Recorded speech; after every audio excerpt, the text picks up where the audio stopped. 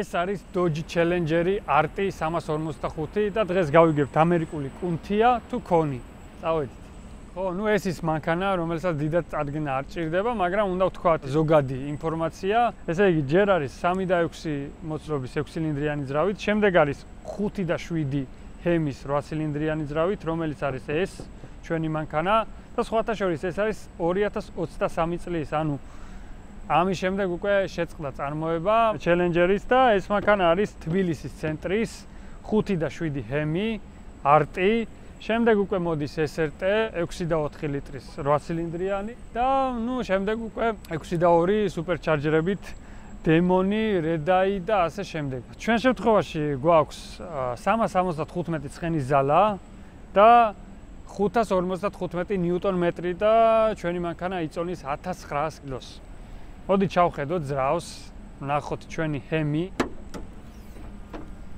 გამომდგარი ძრავია, თორქი საკმაოდ დიდი აქვს, გარეგნულადაც კარგად გამოიყურება რა. უბრალოდ ნუ წვაც უნდა გავითვალისწინოთ. ეს არის 345, რაც უბრალოდ აღნიშნავს ძრავის მოსობას ინჩებში. შესაბამისად არაფერი განსაკუთრებული აქ არ არის. ისეა როგორც მაგალითად 392 6 და 4-იანი ძრავის Dodge. რაც შეეხება დისკებს, გვაქვს 20-იანი დისკები. საბურავი არის 275, წინაც და უკანაც. კარგად დადის, რასაც კარგად დგას. კარგი ზომის არის და ნუ ამ ხელა მანქანისთვის ახლა 20-იანი დისკები უკვე ისეთი რაღაცა გასაკვირი აღარ არის დღესდღეობით. რავი, მე მომწონს ეს წითელი ბრემბოები ძალიან მაგრად უხდება და ზოგადად მომწონს მსგავსი მუხრუჭები მანქანაზე. აბა ნახოთ ერთი უკან რა ხდება. ფართი ძალიან დიდი აქვს რა. საკმაოდ დიდი ტევადობა აქვს. ეხლა ამ მანქანას როგორც კუპე ძალიან დიდია. ესე ძალიან უხდება რაღაც უცხოარი რა. გასაღების გარეშეც იღება ერთი და გამოწევს გაიღება. ჩაკეტვითაც აი ასე მარტივად. ისეც უკანა მხარე. ისე თუ ასე მოთავსდი, თუმცა როგორც ხედავთ თავი აი ეხება და წინ ფეხებიც რაღაც ისე არის რა. გარედან რო შეხედავ მანქანას, მიუხედავად იმისა, რომ კუპეა, მაინც წარმოდგენა გაქვს, რომ რაღაც დიდი ფართი ექნება უკან, თუმცა ეგრე არ არის და დაახლოებით ახლა ისე ვზივა, როგორც ჩემს M240-ში, რომელიც აი ბევრად უფრო პატარა მანქანაა რა. ზოგადად როგორც უმეტესი კუპე, აი ეგეთი ფართი აქვს რა უკან, ვერ ვიტყვი რომ დიდია და რაღაც რა. მაინც კუპეა, თუმცა ხო, იმასაც ვერ ვიტყვი რომ ადამიანი ვერ დაждდება, პირიქით დაждდება. აგერ ჭიქის ჩასადებიც აქვს და შორგზაზე აი ესე წავა რა. ან წინ მძღოლი და მგზავრი უნდა ცოტა შევიწროდნენ და მე ესეც გაშლის ფეხს. რა თქმა უნდა, პატარა გზაზე პრობლემა არ არის. ჩავჯექით. წინა მხარეს ახლა გვაქვს რა თქმა უნდა ნაჭრის ინტერიერი. დიდად არ მაწუხებს ეგ ფაქტი, იმიტომ რომ სიცხეში უკვე ძალიან არ ცხელდება და ნორმალურია რა. რაც შეეხება ახლა ინტერიერს, Challenger, Camaro, Mustang მსგავსი ტიპის ინტერიერით არის. აი ეს რაღაცა იაფიანი, მაგრამ ნუ რაც არის, ეს არის ზოგადად ეს მანქანები ესე გამოდის. რაც თავარია, საჭე კარგია, ტყავის არის. დავქოქოთ, მოდი. ჩავრთოთ კონდიციონერი. აქ გვაქვს 4-ინჩიანი ეკრანი, რომელშიც EU-Connect 4 არის და ნუ სისტემა ძალიან კარგია. გვაქვს რა თქმა უნდა Apple CarPlay, Android Auto და ძალიან ბევრი ფუნქცია გვაქვს. მაგალითად Sport Track Packs რომ დავაწვევით, აქ გამოდის დაფა, სადაც არის ანის ინფორმაცია, ძირითადად რომელიც გვჭირდება სპორტულად მართვისთვის. გვაქვს ასევე Line Lock, რაც ნიშნავს რას. ეხლა ვიგანახებთ. ესე იგი, ჩავაგდებთ დეში, დავაწვევით OK-ს და მუხრუჭს რომ აუშვებთ, აი OK-ით გვიჭირავს უკვე მანქანა, აი მე მუხრუჭზე აშვებული მაქვს. მე დავაწვევით გაზს და დავწვავთ უკანა საბურავებს, როგორც აქ არის ნაჩვენები, თუმცა ჩვენი საბურავები ძალიან გაცვეთილია და ეხლა მაგას არ ვიზავთ. ოდნავ ვქენით, კაი. და всё, ეგაა რა, მეტი არაფერი. ანუ ეს ნიშნავს იმას, რომ Dodge-მა იცის ამ მანქანის მეპატრონე ერთხელ თუ ორჯერ თუ რამდენიმეჯერ მაინც გააკეთებს მაგას, ამიტომ ეგ ქარხნულად მოყვება მანქანას. ასევე აქვს launch control-ი, რომელსაც ჩავრთავთ, ჩვეულებრივად ტორმუზი, გაზი და ჩაირთვება launch control-ი. ასევე გვაქვს ძალიან ბევრი მოუდები. მაგალითად, ჩვენ შეგვიძლია ავირჩიოთ საჭე, შეგვიძლია გადავიტანოთ ნორმალზე, სპორტზე, ასე შემდეგ. ნუ ბევრი რაღაც აქვს მანქანას. კლიმატი გვაქვს აქ და გვაქვს ესევე აქაც, რაც უკვე ძალიან კომფორტულია, ჩვენი სურვილის მიხედვით გამოვიყენებთ. უკანა ხედვის კამერას რაც შეეხება, ვერაფერი ისეთი რა, მაგრამ ჩანს რა, მანქანა სად მიდის ჩანს. აქაც გვაქვს ეკრანი, რაც ჩვენთვის საჭირო ბევრი ინფორმაციაა, წვა, კომპასი, სხვადასხვა სეტინგები და ასე შემდეგ. მოკლედ დავიძრათ რა. მუხრუჭი გვაქვს ფეხზე და წავედით.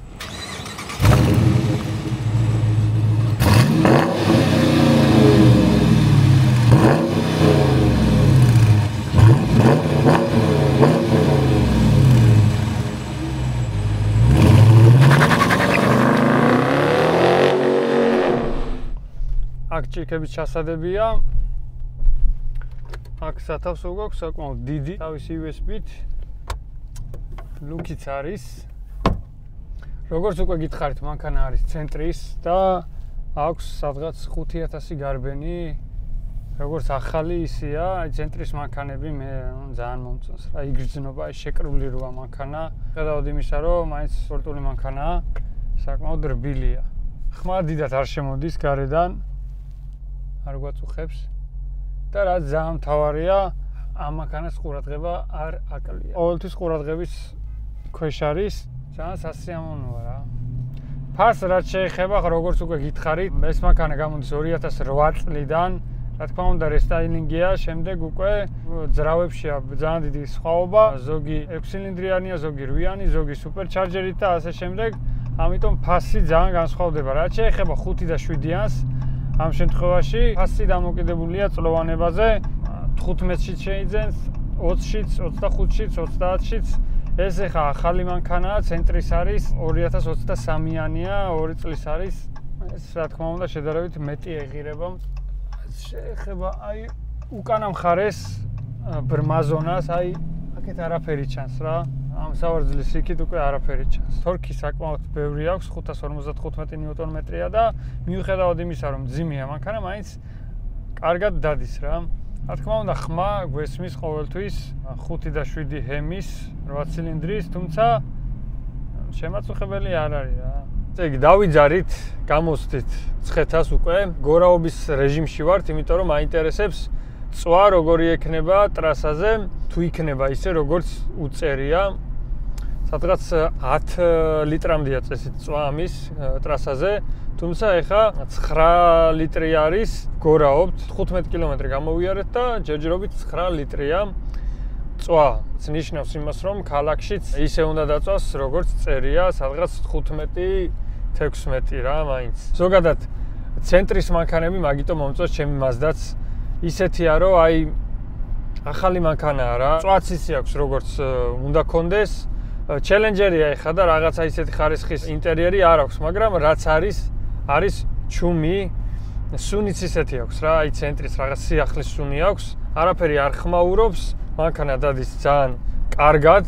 აი ცენტრის მანქანას ვისაც ქონია შეხება ცენტრის მანქანასთან, ეცოდინება როგორი მანქანაა ცენტრის წვა კიდე 9 ლიტრი, ეხა რავი, ამ ხელა მანქანისთვის ტრასაზე კარგია.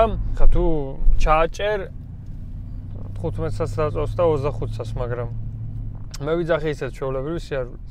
როგორც ასეთი სპორტკარი ეს არ არის, ეს არის უფრო დიდძრავიანი მანქანაა, კუპე, რომელსაც აქვს ჯანი, მაგრამ ნუ შეიძლება ისე არ იმართებოდეს როგორც სპორტული მანქანა. სიჩქარეზე სადღაც ალბათ 90 კილომეტრიდან ცოტა ხარისხმა შემოდის, ცოტა. ნახოთ აბა საუნდ სისტემა როგორი აქვს, დინამიკები, ალპინაა და ნახოთ აბა როგორ ისმის.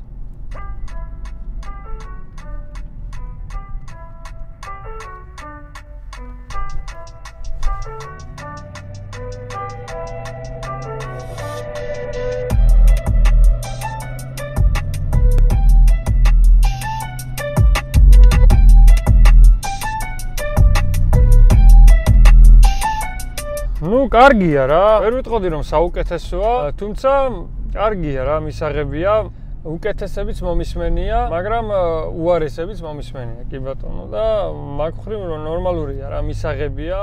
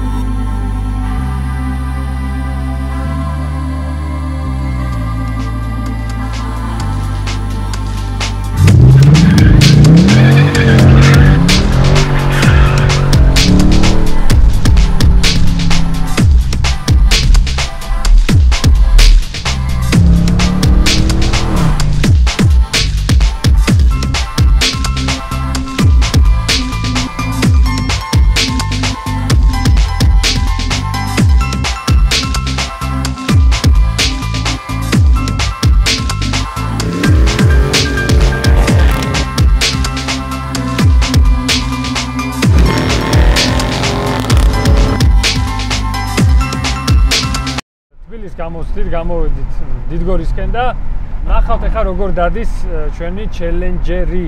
თავიდანვე იგრძნობა, რომ მანქანა არის მძიმე. რა თქმა უნდა, ძრავი დიდი აქვს, თუმცა წონას მაინც ვერსად გაექცევი რა. წონა მაინც თავისა შვება. მოდი გადმოვიტანოთ სპორტში, მექანიკაზე და ნახოთ აბა როგორ მოიქცევა ჩვენი ჩელენჯერი.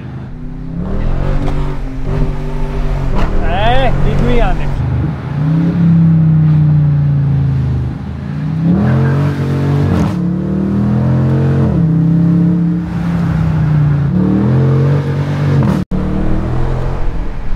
როგორც ხედავთ, ცოტა აგვიანებს გადართვას.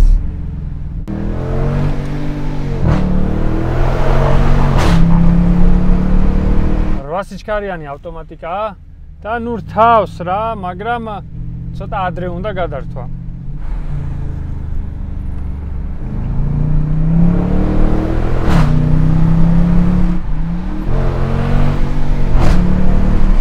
Porsche რო გადავიღეთ კეიმანი და იმას, აჩქარება დიდად რო არ ქონდა, გასაგებია, მაგრამ ცა და დედამიწა, მოსახვევებში ცა და დედამიწა.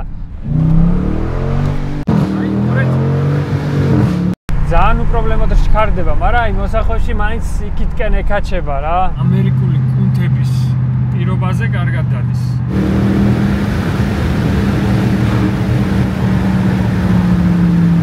მეტი რაკნას ეხა რა, მსოფლიო 2 ტონა. სრუჭები ბრემბოებია და საკმაოდ კარგად მუშაობს. მანქანა კარგად დგას რა, სიჩქარეზე ნახდათ კარგად დგას.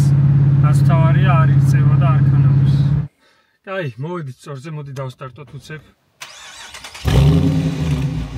ტრაგი ჩართულია, 5 და 3 უწერია 100-მდე. ნახოთ, ლანჩ კონტროლი ჩავრთოთ და ნახოთ როგორ აჩქარდება.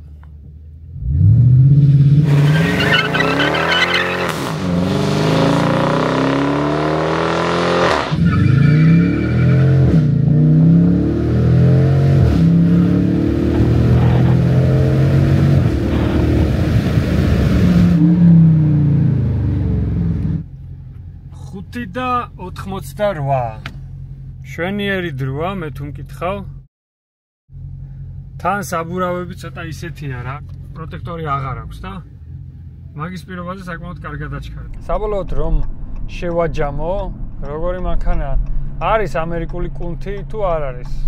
არის, მე მეგონა რომ ცოტა ისე ივლიდა რაღაცა აი მძიმედ კუნთის მაგივრად რაღაცომღაც მეგონა რომ ამერიკული ქონი იქნებოდა, თუმცა კარგად დადის რა, მიუხედავად იმისა, რომ ეს არ არის ისეთი ძრავის ქონე, როგორიც მაგალითად SRT-შია, Hellcat-ში, დემონზე და Red-Eye-ზე უკვე აღარ ვსაუბრობ. მიუხედავად იმისა, რომ 5 და 7-ია და არა 6 და 4 და 6 და 2 სუპერჩარჯერით მით უმეტეს, მაინც კარგად დადის რა და არ მაქვს იმის განცდა, რომ რაღაცა ვერ ერევა მანქანა თავის წონას. 6 ცილინდრიანი უკვე მართლა არ ვიცი სიმართლე გითხრათ არ მიტარებია და ის 306 ცხენის ზალა და როგორ ეყოფა ამ მანქანას ვერ გეტყვით, თუმცა 375 ცხენის ზალა და 555 ნიუტონ-მეტრი საკმარისია იმისთვის, რომ სიამოვნება მიიღო ამ მანქანისგან. ვერ ვიტყოდი რომ ბევრია, თუმცა კარგია რა. რა თქმა უნდა გასათვალისწინებელია ამ მანქანის წვაც. ეხა გორაობით კი დავწავთ 16 ლიტრას, თუმცა ცოტა ისეთი შეარულით, როგორც ამ მანქანას უყვარს.